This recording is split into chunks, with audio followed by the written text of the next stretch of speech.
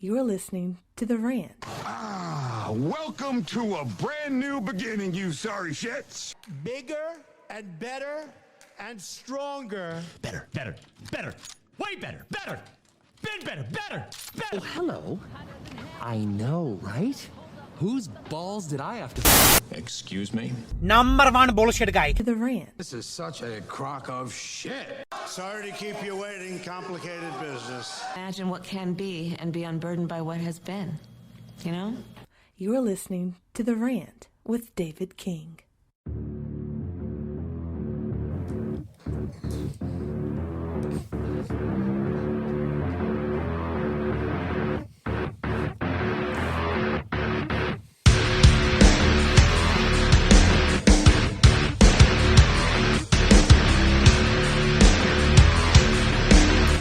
Hello, everyone. Welcome to The Rant. I'm your host, David King. It is good to be here with you. And back.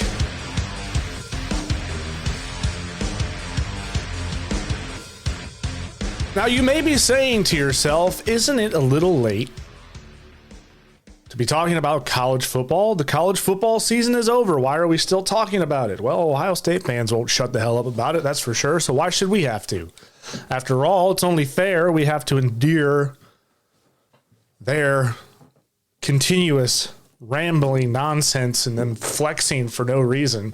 We're the best college football team to ever live because we ran through the 12-team playoff and we dominated. Congratulations, you did something that somebody else is going to do next year. Probably not you. It doesn't matter. I digress. But because we're here, and because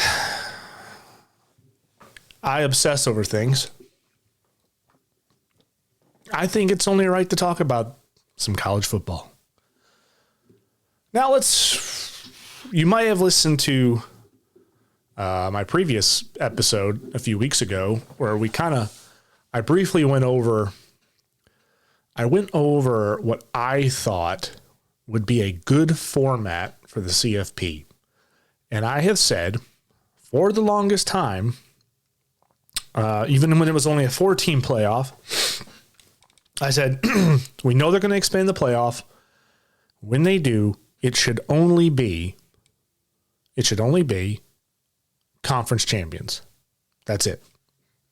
At that time, the Power 5 and the Group of 5. Everyone says, Group of 5 can't compete, they'll get blown out. Yeah, maybe. They could. They probably would have, prior to the NIL and transfer portal. That could happen. But now, and I went over it in the previous episode about why I think that could all change because of the NIL and transfer portal. And because if you give everybody a fair opportunity to get to the playoff, teams who usually would never get the time of day could potentially earn their way to a national championship, or at least to the CFP, the 12-team playoff. And I got to thinking about it, and I'm like, this is never going to happen. Okay, the football, the world of college football is a mess. It's a wreck. It's never going to happen. They'll never see my way, even though I think my way is probably the best way, until I had a different idea. And I'm going to share it with you all here. I don't know if it's original. I think it is original. I've never heard of this. Nobody's ever mentioned it. If they did, it wasn't recent. Somebody might have mentioned it on their podcast. I don't know.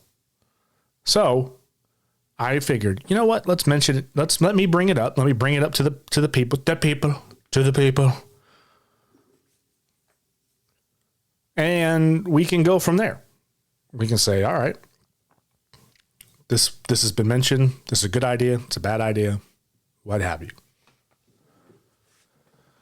So what is the biggest issue with the playoff system that I think everyone in college football can agree on? I think we could all agree that the process for figuring out who gets in to the 12-team playoff, or prior to this one, the 4-team, which was even worse, It was horrible. The process of figuring out who can get in, doesn't get in, is pretty terrible. It's, in my opinion, archaic. It's subjective. I think it's a subjective nature of strength of schedules, win or losses, the quality of wins, this, that, and the other. It's all kind of opinions.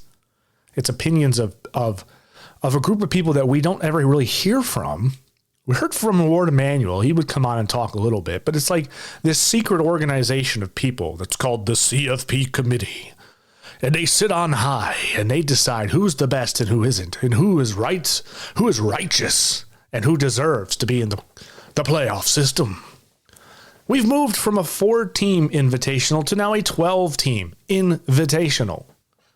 And to me, that's just stupid.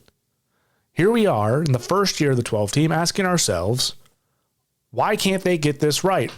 Now, I would make the argument that I think they actually did get it right. And I made that argument on a quick rant. I hope you guys are enjoying the quick rant episodes. The quick rant about Ohio State and how we all knew, everybody knew going into this season, everybody was saying it, that Ohio State was pretty much the best team on paper. Now, the regular season had us all a little skeptical, but when the playoffs came around, they got their shit together and they plowed through it, and they did exactly what we thought they were going to do in the regular season, which was just dominate. They had the best team. They went and got Nick Saban's team. They got a great offensive coordinator and Chip Kelly, whatever, blah, blah, blah. And so the system worked, right? It did. The playoff worked because it allowed the best team to win. So yeah, but the problem is it sacrificed. We had to sacrifice a lot. We're losing the things that we love about college football. Like I said in that episode, we're losing. Let me digress. Ohio State fans will tell you when you point out that Ohio State fans were flexing right now. We're the best college football team ever. Look what we did. Look what we accomplished. We're better than Michigan, who went 15-0. We're better than Alabama. We're better. Ryan Day is the best coach of all time. He's even better than Nick Saban. That's what we're hearing. It can't just be you won a national championship. You got to pile on and try to be something you're not. But again, I digress. When you point out to them, you can't be the best college football team in the history of college football simply because you won the first 12-team playoff. You were 14-2 and you lost to your rival, who happened to be the national champion from last year. That's kind of a black mark. Whether you like it or not, I know it sucks, but it's still a black mark. There's nothing you can do about it. But then they will respond with, it doesn't matter. You'll say, you didn't go to your conference championship. You didn't beat your rival Michigan. And they will tell you, it doesn't matter. We won a national championship. And that's all that matters. And you know what? They're right. They're right when they say it. And that's frustrating. And that's a problem because that is going to be the thing that ruins college football. It's not going to be NIL and transfer portal. We'll get that figured out and we'll get those things kind of settled. It's chaos right now because it's new and we're humans and we're smart and we're intelligent and we know how to manipulate things. And that's what we do best. So people have figured out how to manipulate this system to benefit them in ways that probably were incomprehensible to forget the NCAA because, well, they're incompetent. So they'll get all that stuff figured out. The NIL and the transfer portal is not going to hurt college football. In fact, it's probably going to make college football better because there's going to be more teams that can compete. It's not going to be the same 2 or 3 programs that can just continue to dominate. Yawn, snooze fest. So that's actually pretty good. But the problem is you're taking out the heart of college football. You're getting rid of rivalries. The rivalries aren't going anywhere, Dave. They just don't matter. Well, that's a problem. They should matter. Rivalries should matter. Winning your conference should matter. I'm not saying that you got to win your conference to be a national champion, but it would probably be a good thing, right? Because it's kind of hard to say you're the national champion when you're not even the champion of your own conference. But I digress. We're moving away from that argument for the sake of this podcast. Excuse me. So, what is it that I'm getting at? I have created a system that I think will make rivalries important. Conference champions championships important, and it will give a systematic structure to what does it mean to have a strong schedule? What does it mean that your schedule is stronger than this person's schedule, right? Who had a harder schedule, and how do we judge that, right? How do we actually go about and say, well, yeah, they're in the SEC, but what does that even mean? Because as far as I'm concerned, just because you play in the SEC doesn't mean you have it tougher than somebody in the Big Ten. And guess what? Just because you play in the Big Ten doesn't mean you have it tougher than the SEC. Because these conferences ebb and flow. Sometimes a conference is more dominant than the other. Sometimes they're pretty balanced. Sometimes it's just, they're both not that good. And the ACC, for some crazy, unbelievable reason, when hell freezes over, looks pretty good. But how do we judge that? How do we stay on point? Because especially in the world of NIL and transfer portal, these teams are constantly changing. Nobody has the same team year in and year out anymore. You have a constant rotation of players. You could say what you want about it, for better or for worse, but that is what is happening. I don't really care for it. It is kind of frustrating. It kind of makes you wonder, what's going to happen next year? I personally hate the coaching carousel with coordinators. It's frustrating. We experienced it for a long time at Michigan with Jim Harbaugh. He had coordinators that would come in under his tenure. They would do very, very well, and they'd go off the NFL. And good for them, as they should. But damn, it's frustrating because you're going, what's going to happen next year? I mean, hell, even Ohio State fans, you guys got to be a little bit nervous. You just lost your defensive coordinator. You might even lose Chip Kelly. There's been rumors going around that he's potentially going to get offers to go to the NFL. And I hate to say this, but you know what? Your coordinators are probably who bailed Ryan Day out. So you should be a little nervous. You're being honest with yourself. If you're being 100% honest with yourself, the coordinators at Ohio State is who bailed out Ryan Day. Ryan Day inherited a very strong Ohio State team. He couldn't really ever do anything with it. Yeah, he's got a great winning record, but he has a horrible record against top 5 teams up until this year. Well, what changed? His coordinators. Clearly. He brought in a defensive coordinator a few years ago, and their defense got better. A heck of a lot better. They were still not as great as they should have been, but then they made some changes. It was almost as if Ryan Day was relinquishing himself from it the moment and letting them do it. Same thing with Chip Kelly. But again, I digress. We have this carousel of coaches. We have this carousel of players now. You never know what you're going to get. For instance, Michigan. Michigan went 15-0 last year, won a national championship. We all knew it wasn't going to be the same team this year because they had a lot of players going to the NFL and most of the staff went to the NFL. But we knew they weren't going to be the same team, but we didn't know what they were going to be.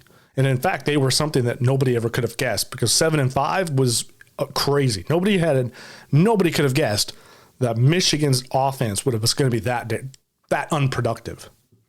Nobody could have guessed that. So it's hard to judge going into a season who's the best team, who are the best teams. Everybody still treats Alabama as if they're some god king, but the reality is Alabama hasn't been a god king since 2020. Really, if we're really being honest, since COVID, I mean, Saban was good, but he wasn't that good. He started losing a lot of games, started slipping. Not taking anything away from that man. That man's a hell of a coach. So my point is, though, is you can't rely on history as much to say this is a great team. So thus, if you've played them, your schedule is stronger than someone who didn't play them. You see what I'm getting at? So what I have created here, let's get into this before I ramble on anymore. What I have created is a college football playoff point system.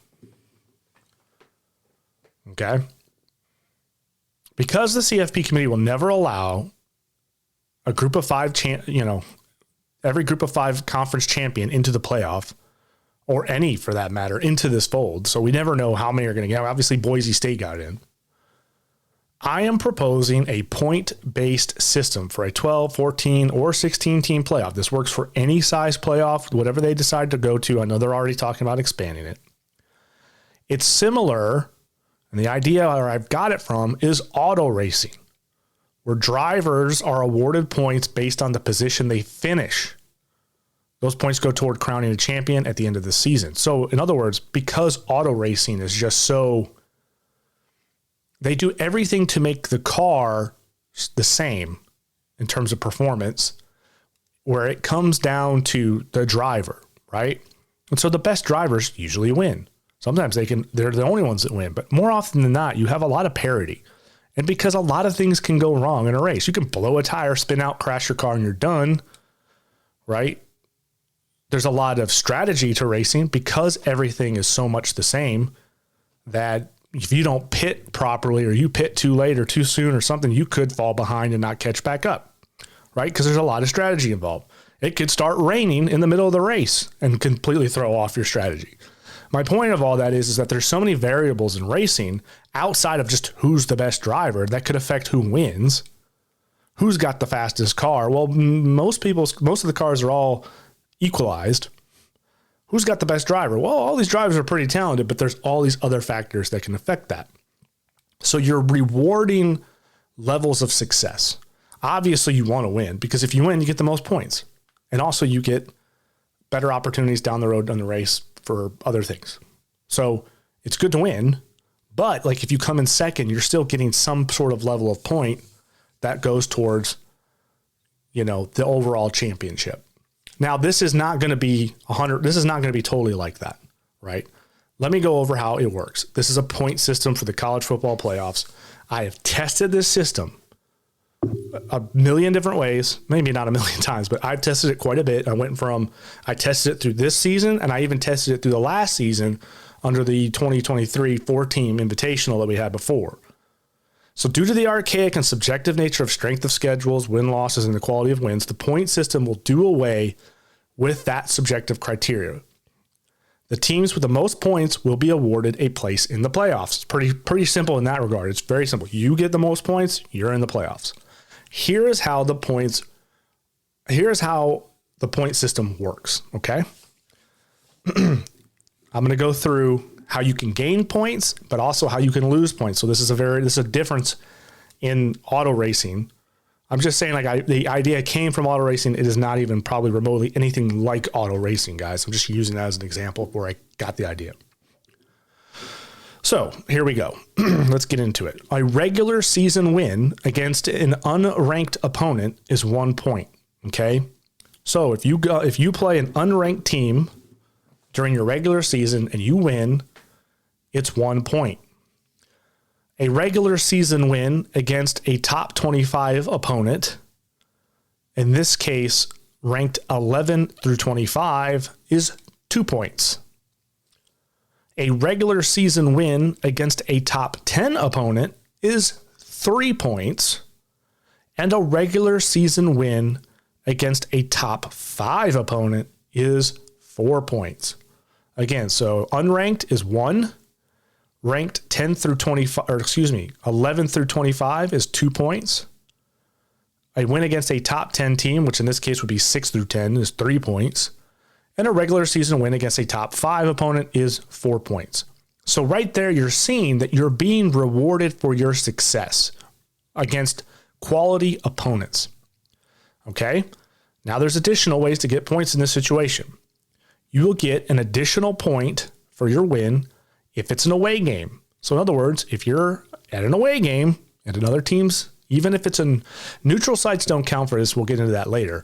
Additional points for an away game is 1 point. So if you beat an unranked opponent, okay, at their house, you would get 2 points.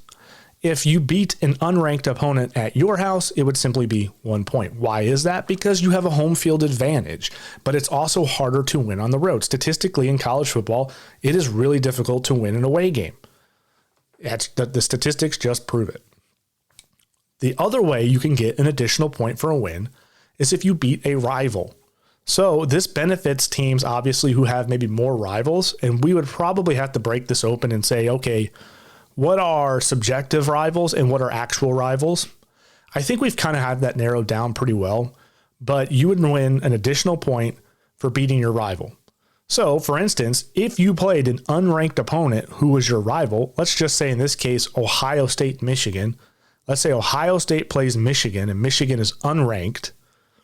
and Ohio State beats Michigan, they would get 1 point for the unranked category and then an additional point because it was a rival.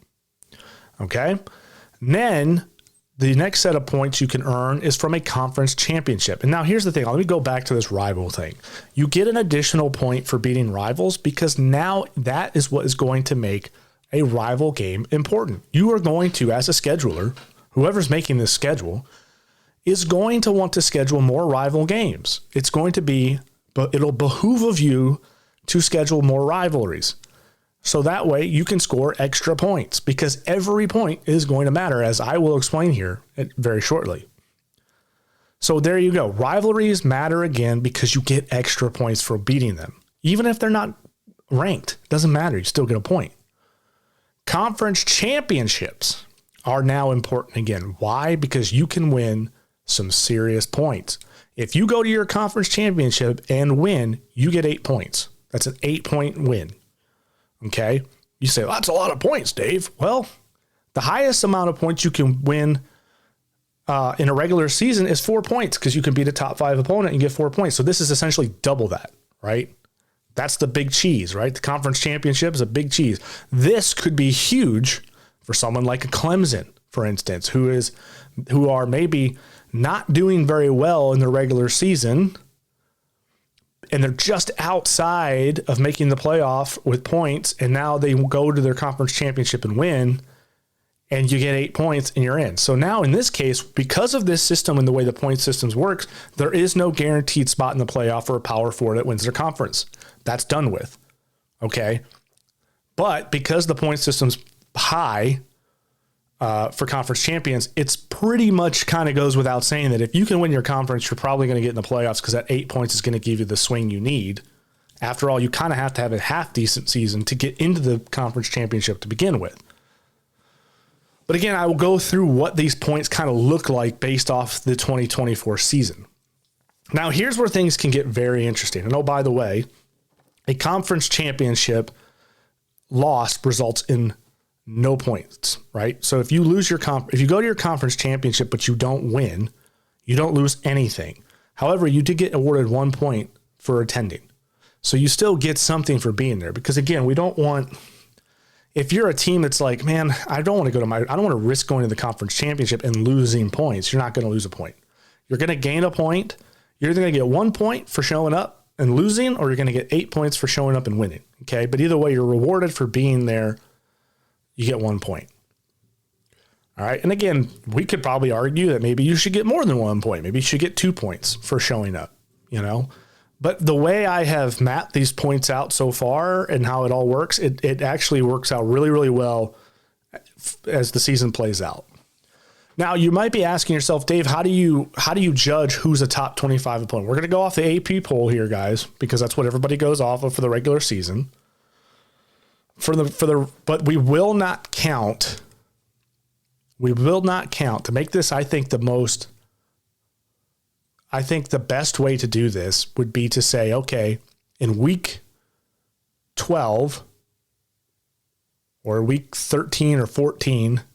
So I guess the last week before the conference championships would kick off, we would look at the rankings. So the CFP rankings would be out by then. Okay. And those CFP rankings, if we're being honest, are very loosely based off the AP poll and ESPN polls and all the polls. Like they take all this stuff into account and then they kind of formulate it up. And it's usually pretty close. Some positions shift here and there, but that will decide basically what the rank of each team was when you played them. So let's just say, for instance, let's say Michigan plays Oregon as their Big Ten opener, and Michigan's unranked and Oregon's ranked number 1. The number in Michigan, let's say Michigan beats Oregon. They're not going to get 4 points for beating Oregon at that moment. They'll get the 1 point at the moment. And then at the end of the season, if Oregon's still ranked in the top 5, they'll get the 4 points. But if for some crazy reason Oregon craps the bed and falls off the face of the earth and they're no longer even ranked, then Michigan will just get the 1 point. Does that make sense? In other words, you don't count the rank at the time of the game.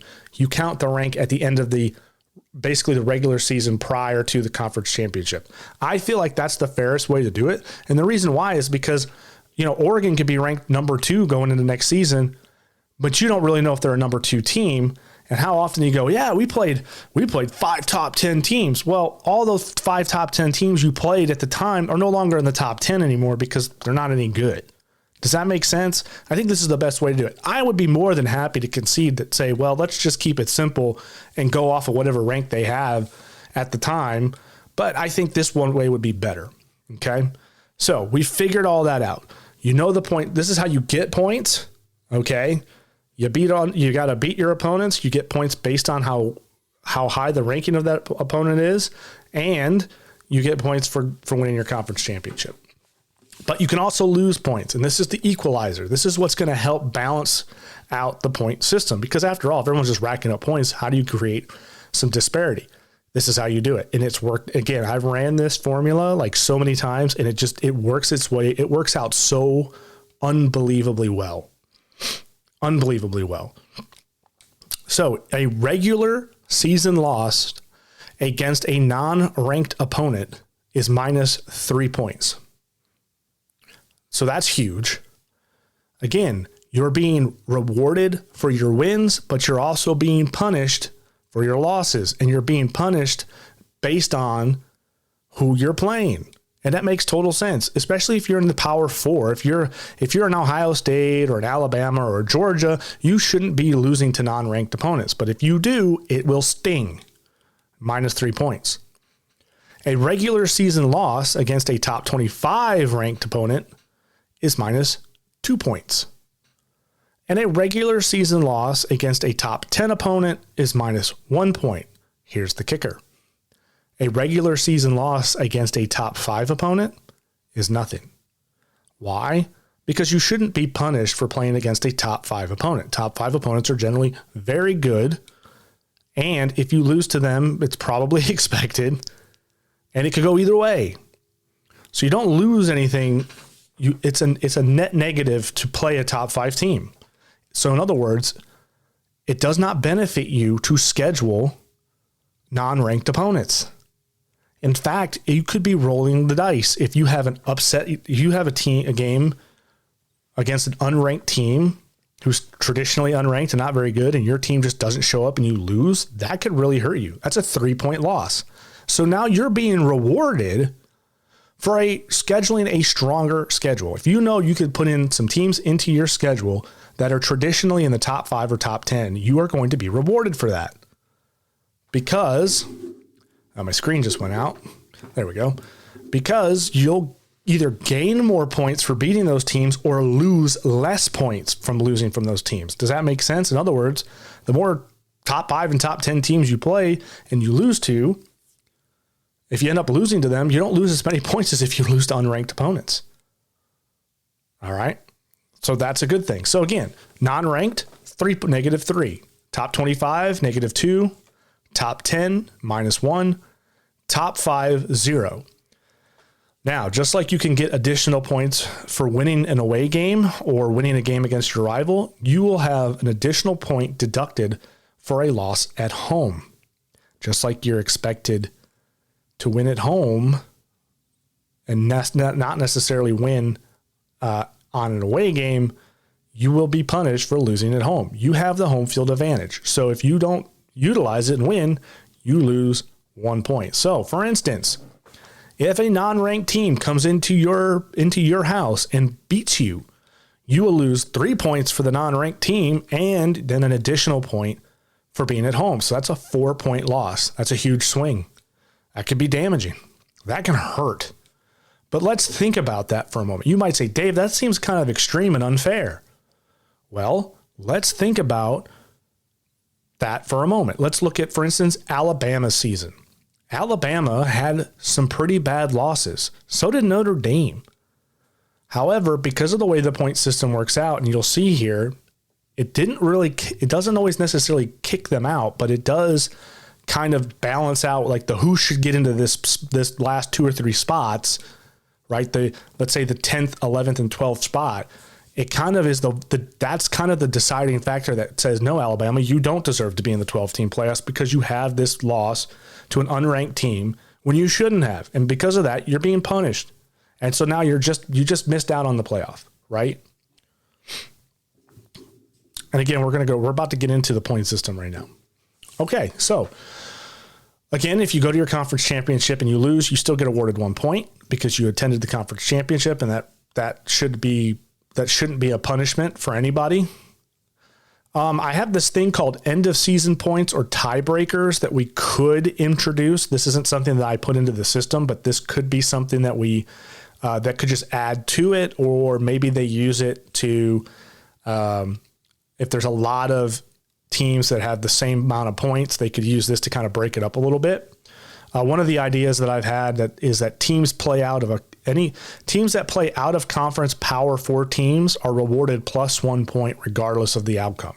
So, for example, number 1 Texas goes to Michigan and they win. Texas gets plus 2 for the away win, but also plus 1 for playing a Power 4 team out of conference. That rewards stronger matchups. That will reward you for scheduling stronger opponents outside of your conference. We love that. We like to see it. We see it often where these teams kind of go, and you ask yourself truthfully, like, why would Michigan want to schedule Texas early in the season? Why would Texas want to schedule Michigan, right? Why would Wisconsin want to go play Alabama as their second game of the season? Who would do that? Why would you do that?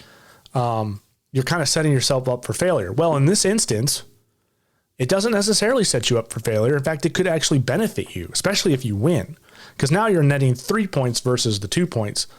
And it could be even more than that if Michigan had been ranked in this example. Now, what happens to Michigan? Well, Michigan would normally lose minus 1 point because Texas is ranked. Would normally lose minus 1 point because they played at Michigan's at home. So Michigan had home field advantage, and because they lost, they would lose 1 point. But because they played an out-of-conference Power, and because Texas is ranked number 1. So if you lose to Texas, you don't lose a point.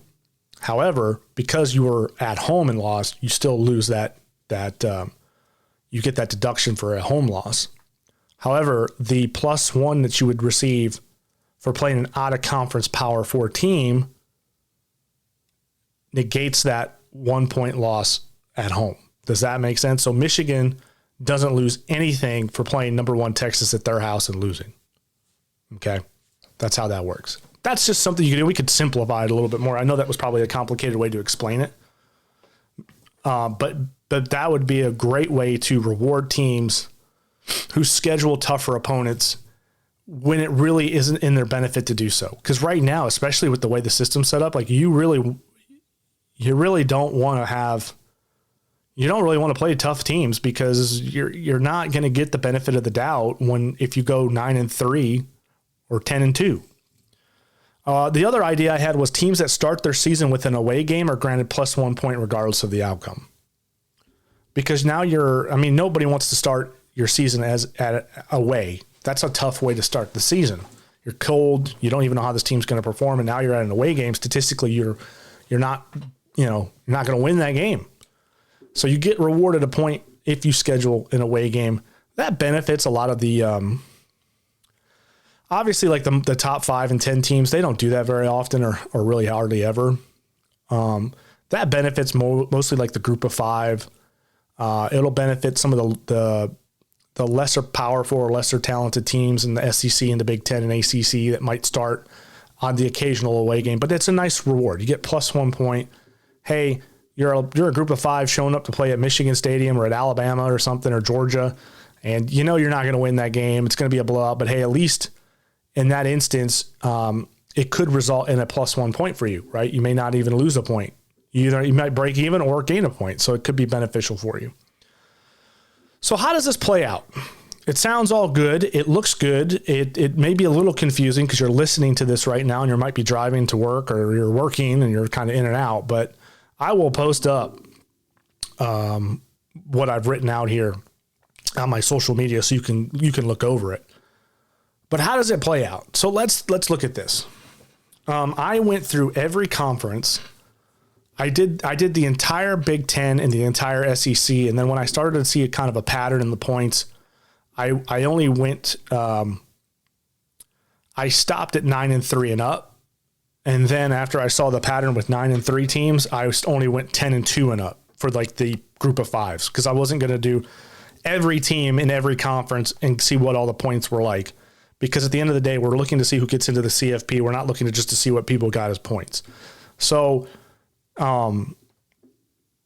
you know what your team did, but I'll go over it.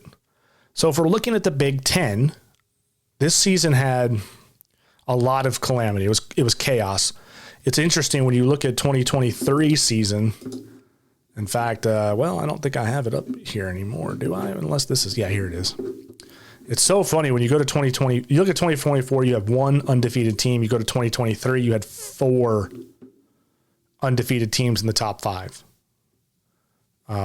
And you actually had an undefeated team in Liberty down in 23 at the 23rd spot. So this year was pretty chaotic. We only had one undefeated team this year. Well, that undefeated team was Oregon. It went 12-0. They netted 28 points, and they also got the 8-point boost because of winning their conference championship. So that got them 28 points. That is the highest point deficit, or that's the highest points earned by any team in college football for the 2024 season. All right. So directly behind them, at second place would be Ohio State at 19 points. And then in third place would be Penn State with 18 points. And then in fourth place would be Indiana at 15 points. Now you might be saying, Dave, that doesn't make any sense. Ohio State was 10-2, Penn State was 11-1, and Indiana was 11-1. How is it that Ohio State has more points than Indiana? Strength of schedule. Who do they play? Who do they beat? And who do they lose to? Keep in mind, again, you get more points for beating ranked teams. You also lose less points for losing to ranked teams. In fact, if Ohio State hadn't lost to Michigan, they probably would have had more points than they did. And that is actually what really hurt them quite a bit. So they had 19 points. Again, Oregon could have had more points, and I'll point this out in the 2023 season because Georgia in 2023 had probably one of the toughest schedules of any team that I went through, and the points certainly reflect it, right? So again, Ohio State 10-2 would have 19 points, Penn State 18 points. And that's just it, guys. Like the strength of schedule, that archaic thing that we talk about, that there was really no metric to really judge. It was just basically everybody's opinion, and we're just all arguing and throwing shit at the wall to see what sticks. Well, with this point system, you can kind of actually judge. You can judge, well, how strong really is your schedule based off your wins and losses and the points you get for those wins and losses. And sometimes, hey, maybe Penn State didn't play as many rivals this year as they did last year. Or maybe they lost to one rival and won to another, and that was the reason why Ohio State had one more point than Penn State. So again, you're being rewarded for every little thing you do well, and in some cases, you're getting punished for every little thing you do wrong. But that gives you that kind of separation and that clarity. Now, I know you might be screaming like, that's freaking stupid. How can Indiana only have 15 points as 11-1 and Ohio State's 9? This is stupid. This isn't going to work. Let me explain it. I'm going through the conferences, and then I'll explain to you how it all ends up in the 12-team playoff. Okay, guys? So just calm down. Don't get upset. Hear me out. All right, so Indiana was fourth with 15 points. Now you come down to the fifth place in the Big Ten by points, the system I've created. You have Illinois. Illinois had 11 points. They had a pretty good season, but they were 9-3. And then you come down to sixth place, which was Michigan. They were 7-5, and they had 5 points. Why did they end up at sixth place with 7-5 record? Their win over Ohio State. That win over Ohio State gave them a little bit of a bump, okay, and got them to that sixth spot. Iowa is at seventh. They're 8-4, but they have 3 points. Oh, Iowa had worse losses than Michigan, right? Maybe not as strong of a schedule. They had a little bit. So there's that little, that's that differential, right? That differential there in terms of the strength of schedule playing out with the points. Michigan had a great upset over Ohio State. That netted them. I want to say it netted them. It was an away game. Yeah. So for Michigan to beat Ohio State this year, Ohio State, I believe, was ranked. I think they were ranked in the top 10 overall. So they were a sixth. So that would have been a 3-point win for Michigan, plus it was an away game, which was 4 points, plus it was a rivalry win, which makes it 5 points. So that was a 5-point win for Michigan to beat Ohio State on the road with their rival. That's why they have 5 points. That's what kind of got them over the edge. Now, that's and then if you go down, so okay, Iowa was 7th at 3 points, and then you come down to 8th place, Minnesota, who was 7-5, they're -4 points. So again, it comes down to that strength of schedule, that swing. Did you beat your rivals? Didn't you beat your rivals? Did you even play them this year? And so that netted them -4 points. So as we go down this list of 7-5, 6-6, 5-7, and obviously 1-11, you start to get into the negatives. Clear separation. There's at that point, and again, like if you're 8-4, you're not getting into the playoffs, and you're definitely not now because you're not going to get the points that you need to get in. And I'll talk about like what I saw the threshold to be. Like what's the point threshold to get into the playoffs? I'll tell you what that is here in a minute. So yeah, as you move down to the 8th spot and down, it gets into the negatives. And Purdue has actually the worst record in the Big Ten, just for some clarity. Purdue was 1-11. They had -26 points. Okay. Kind of like almost opposite of what Oregon had. All right. We move down into the SEC. Texas. Let's see. The number 1 team in points in the SEC was Georgia at 19 points. And the reason why Georgia had 19 points was because, again, they won their conference championship. So they got a bit of a boost, even though they're 10-2 guys. The next one was Texas at number 2. They had 16 points. Tennessee was 3rd with 15 points. Alabama was 4th at 12 points. And Ole Miss was 5th at 8 points. And Missouri was 6th with 6 points. Alabama, obviously, Alabama, Ole Miss, and Missouri are 9-3. And this is where the point system really works. So if you were following the SEC and you know these teams and you know who they played and what their schedule was like, this really reflects, I think, Alabama's schedule well. Alabama didn't have a great season. They had 3 losses, but they still had some quality wins in that season. And that's kind of what we heard at the end of the season when the CFP was putting their teams together for the 12-team playoffs. We heard this argument between quality wins versus, just regular wins. And again, the point system that I've created, it does that. It gives you a benefit for quality of wins. In other words, if you beat ranked teams, you get the points for it. If you lose to a ranked team, you're not as punished as hard. However, if you lose to an unranked team, kind of like Alabama did, you are. But because Alabama still had a pretty tough schedule, but they had some quality wins in there, they didn't completely drop off into the abyss, and they had 12 points. So not so bad. Promising if for some reason the rest of the SEC continued to self-sabotage, but they didn't, thankfully. But then you look at Ole Miss and Missouri, and Ole Miss and Missouri didn't have the quality wins like Alabama did. And so they scored less points, almost half. Like Missouri had half the points Alabama did because they didn't have the quality of wins. For parity, LSU 8-4, 1 point. They came in 9th place in the ranking. Again, Mississippi State was the worst team in the SEC this year at 2-10, and they had -22 points. So you're starting to see this trend, right? We go to the ACC. SMU, 16 points at 11-1. Again, strength of schedule. Who did you play? Who did you beat? Clemson, 9-3, had 21 points. Whoa, Dave, how does Clemson have so many points? Well, they had some quality wins in the regular season, but they also won their conference championship. They got the 8 points. That gave them a bump. Miami was 10-2. They had a pretty good season, but they had some bad losses, so now they're at 13 points. These things are starting to reflect. Big 12, you look at the Big 12, Arizona State, 10-2. They've got 19 points, but again, the asterisk is next to the 19 points because they won their conference, so they got the 8-point bump. Otherwise, they didn't win their conference, guys.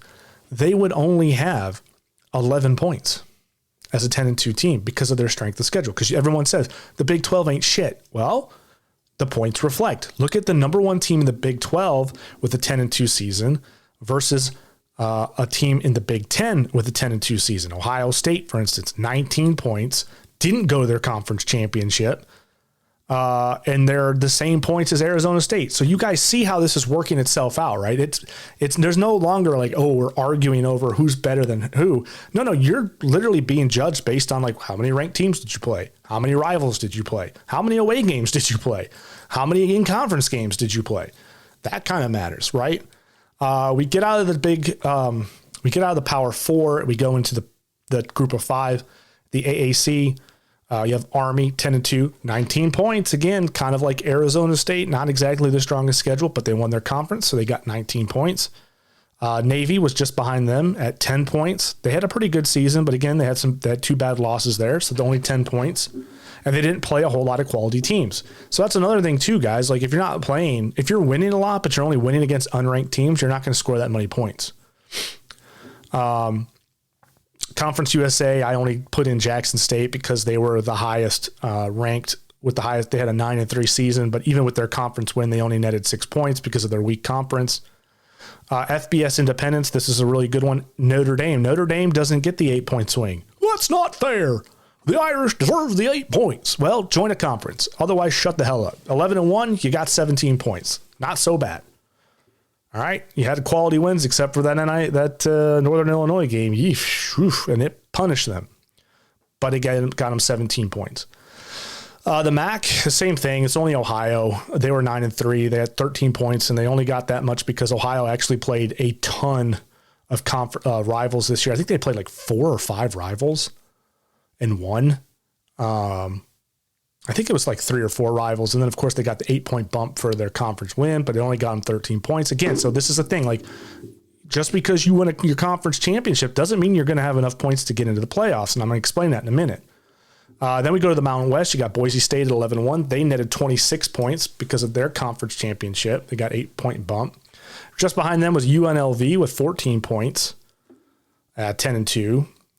And then we have Sun Belt. So you got Marshall, who's 9-3. They got 14 points with their conference championship. And then Louisiana, the Cajuns, was 10-2. They got 13 points. So again, they had one more win than Marshall, maybe a couple more quality wins, but pretty close point spread there. But they didn't do as well. Again, low points. So how does this shape up with?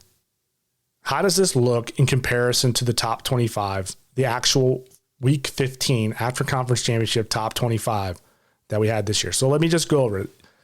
I'm actually, instead of just listing off the real top 15, or excuse me, the real top 25, I'm just going to list them off as both. All right. And I'm going to go over the points. So side by side here, I have the actual top 25 and then the top 25 based on points. So at number 1, we have Oregon in the actual top 25. And at the points, it's Oregon as well at 28 points. At the number 2 spot in the real top 25 is Georgia.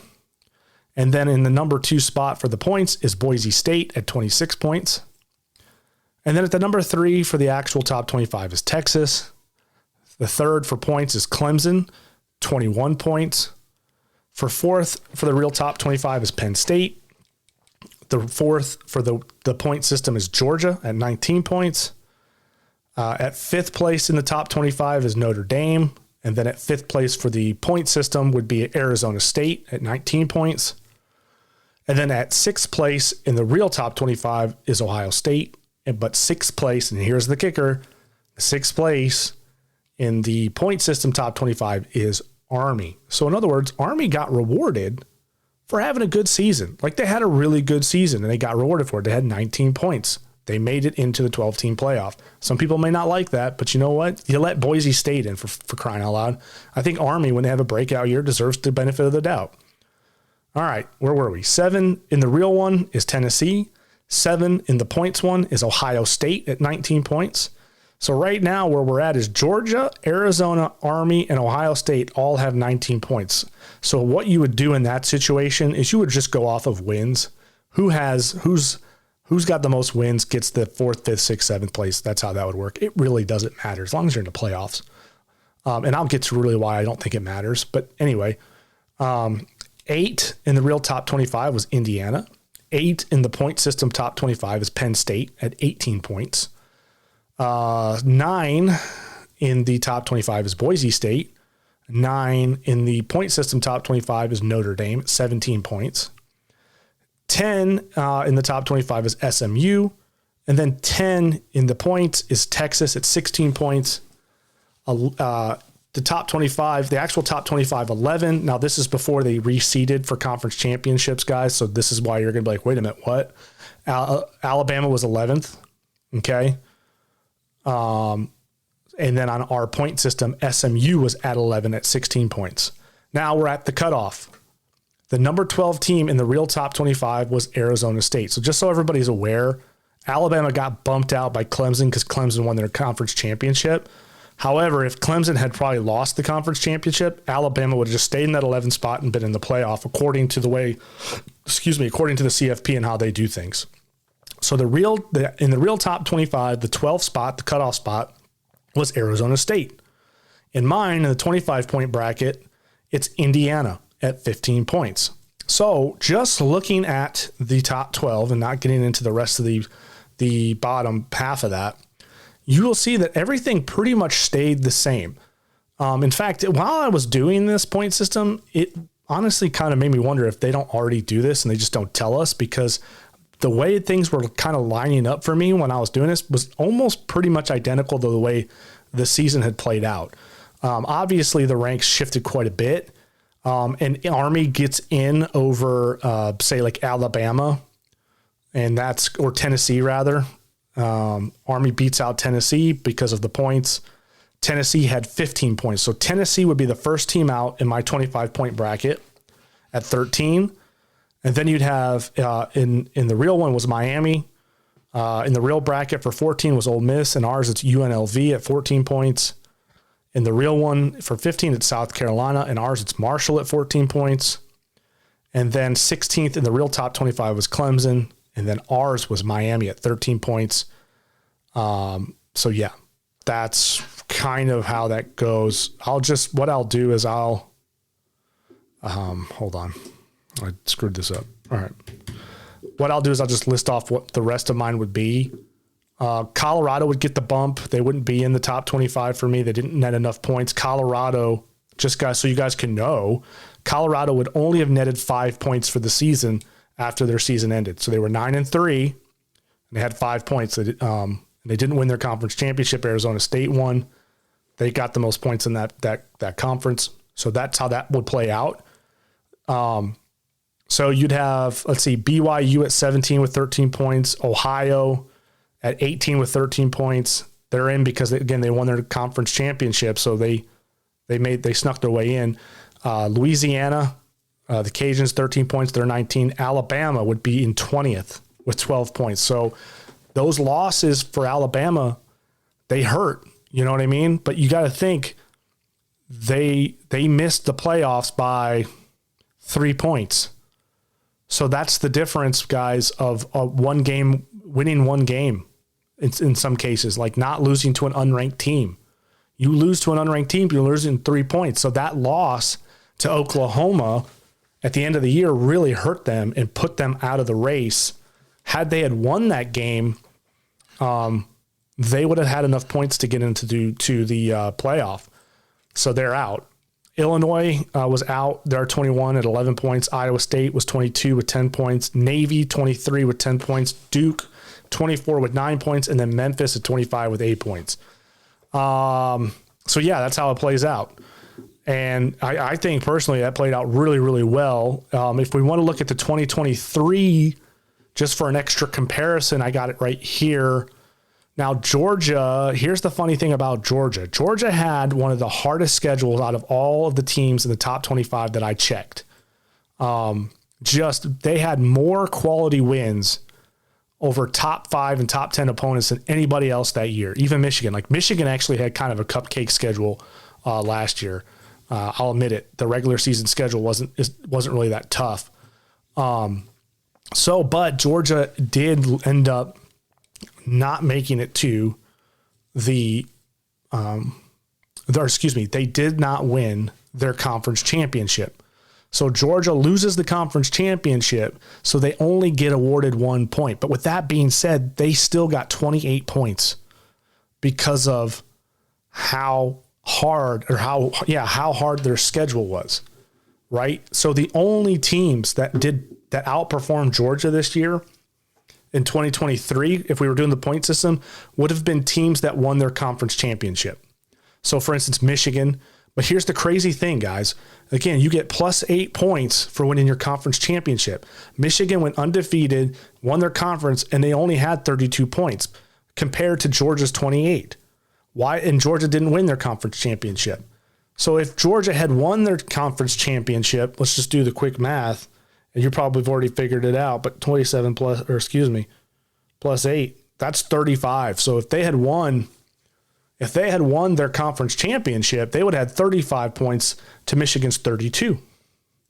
But they didn't, so they had 28. But so that just goes to show you, because Michigan did not have that strong of a schedule that year, so they only netted total of 32 points. Washington, same thing. Washington was playing in the Pac-12. It's a pretty weak conference as far as all is concerned. Not the strongest conference in the world. 31 points is what Washington ended up finishing with as a 12-0. Florida State, same thing. ACC, not the strongest conference in the world. Maybe a little bit better that year. I don't know. But they got 30 points as a 12-0 team and winning their conference championship. And then we get down to like Oregon. Oregon was 11-1. They netted 17 points, but they got a +1 for a conference championship appearance. Keep in mind, guys, you got to remember, this is confusing, I know, but Oregon and Washington were in the Pac-12 then playing for a conference championship. Ohio State, same thing. They were 11-1. They got 20 points with 1 point for beating a rival. Texas was 11-1. They got 29 points with a +8 for the conference champion win and +4 points for beating rivals. Alabama that year, who went to the playoffs, 11-1, 31 points with a +8 for the conference championship. And then also an additional 5 points for beating rivals. So there you go. They got 31 points, guys. 30. So, just for comparison's sake, let me go dial back to Georgia. Georgia beat 6 of their rivals that year. In 2023, they had 6 rivalry games and they won them. So they got a total of 6 additional points. That helps. Michigan only beat 3 of their rivals, so they only got 3 points. So they had half the points. Does that make sense? So it all is reflective. You know, even though Georgia didn't win the conference, they still scored really high in points because they had such a hard schedule. So they were still rewarded for it. So how would all of this look last year? Well, it's kind of funny, guys, but when I put the point system up, I mean, aside from Florida State,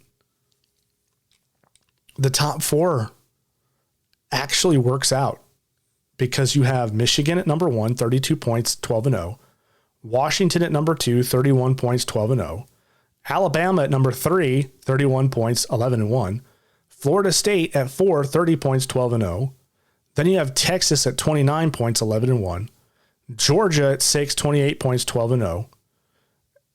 Liberty was undefeated that year, and I ran their points up, and believe it or not, they got 26 points. So there you go, 12-0, but they won their conference. So you're going like, that's only a few points shy of Georgia. How can you say that Georgia's getting rewarded for their schedule?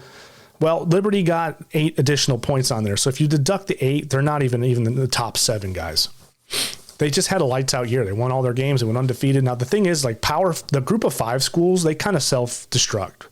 If you look at I was looking at the traditional kind of WL brackets of win and loss.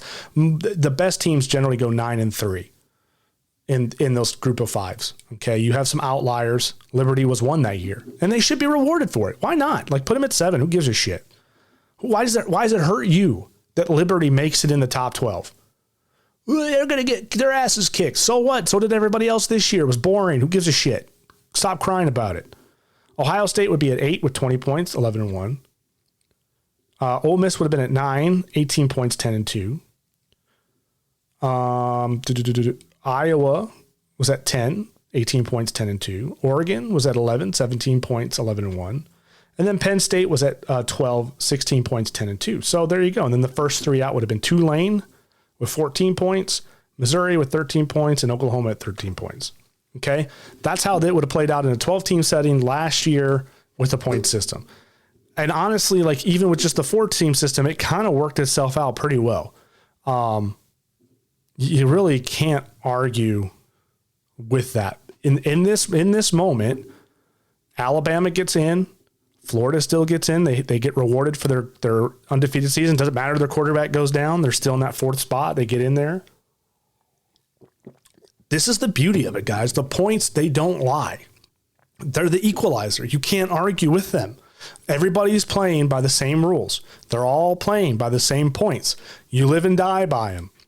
And when you play these kind of seasons out, when you go back into this history and play them out like I did, you see like, oh no, this actually works out pretty well. It actually really doesn't change that much. But what it does is it really kind of helps fix the whole like 9, 10, 11, and 12 spot of the 12-team playoff.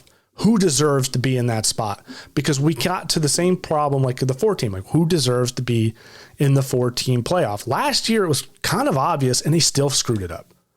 Like, there was 4 12-0 teams. Like, I don't know why we're even having this conversation, but they still screwed that up. And so, or even after the conference championship, rather, they still managed to mess it all up. But, the point system, when it played out, it actually put everybody that we all thought should be in it. So you had Michigan, Washington, Alabama, and Florida State. Now, some people would say Georgia deserved it because they had such a hard season. I understand that, guys, but you got to take care of your business, right? And that's going to be the kind of the fun thing about this is every game matters. Every game matters. The conference championship, it really matters. Your rivalry games, they definitely matter. You're never going to hear a group of fans ever say it didn't matter that we didn't beat our rival. It didn't matter that we didn't win our conference championship. It didn't matter. They might say it because they still snuck in and won it all, right? Because there are going to be teams in here that didn't win their conference that could still go all the way and win. And technically, under this system, Ohio State would have probably still won and got their national championship. But, that's okay. It's a 12-team playoff for a reason.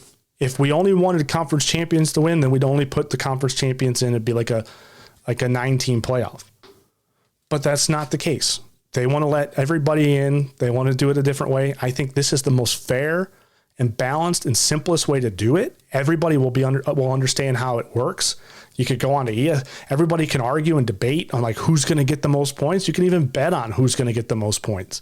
And one of the things I want to point out is there's actually a threshold here. So after doing 2 seasons, it looks like the 15 or 16 point is the threshold for getting into the playoffs. So you'll have a threshold already kind of mapped out here. It's like, well, we need to get at least 15 points if we want a chance.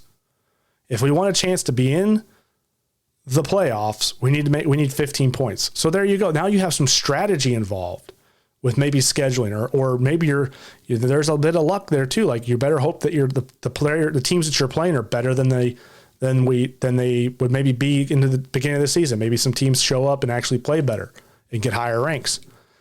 So that's what I have here.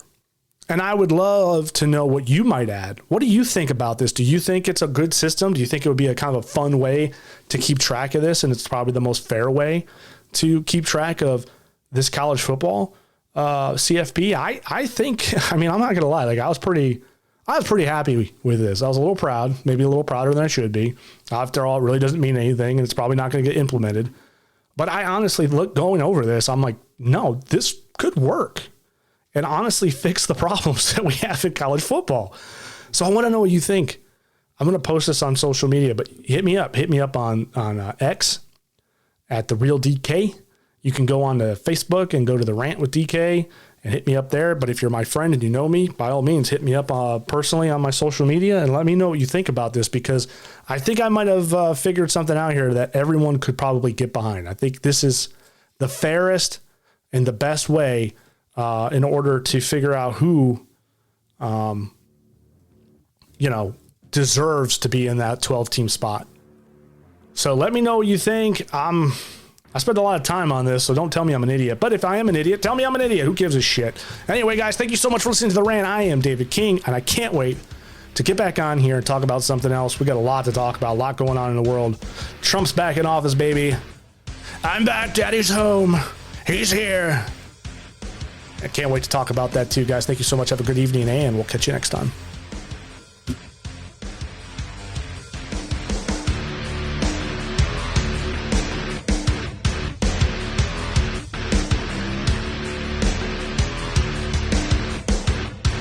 I really don't know what he said at the end of that sentence. I don't think he knows what he said either.